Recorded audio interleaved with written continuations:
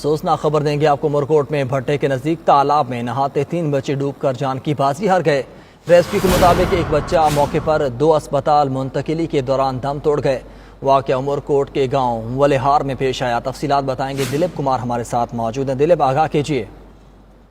جی بالکل، یہ افسوسناک واقعہ جو کہ عمرکوٹ کے قریب گاؤں ہے ولار، اس میں پیش آیا ہے۔ کیر برساتی گرمی کی شدت سے بچنے کے لیے جب بٹے کے قریب تالاب میں بچے نہانے گئے تو تینوں بچے ڈوب گئے، اور ریسکیو کام نے بتایا کہ علاقہ مکینوں نے اپنی مدد آپ کے تحت جو ہے وہ بچوں کو تالاب سے نکالا اور ہسپتال منتقل کیا جا رہا تھا کہ 2 بچے راستے میں ہی دم توڑ گئے اور ایک بچہ جو کہ تالاب سے نکالتے ہوئے موقع پر جہاں بحق ہو گیا تھا۔ ڈی ایچ کیو اسپتال کے ڈاکٹرز نے بچوں کی موت کی تصدیق کر دی ہے، جس کے بعد بچوں کی لاشوں کو ضروری کارروائی کے بعد ورثہ کے حوالے کر دیا گیا۔ ایک ہی گھر کے 3 افراد کے جہاں بحق ہونے پر ولہار کے گاؤں میں کوہرام برپا ہو گیا ہے۔ ہلاک ہونے والے بچوں میں سنجے اوڈ اور بچی ایک انیتا ہے اور ایک دوسری جو کہ چندرا شامل ہے، جن کی عمریں 8 سال کے درمیان 8 سے لے کر جو ہے وہ 13 سال کے درمیان بتائی جا رہی ہے۔ پولیس کے مطابق بٹے پر کام کرنے والے جو مزدور ہیں وہ اپنے بچوں کو بھی اس کیر برساتی گرمی میں کام کراتے ہیں، اور وہ اب بچے جو کہ گرمی کی برداشت نہیں کر سکتے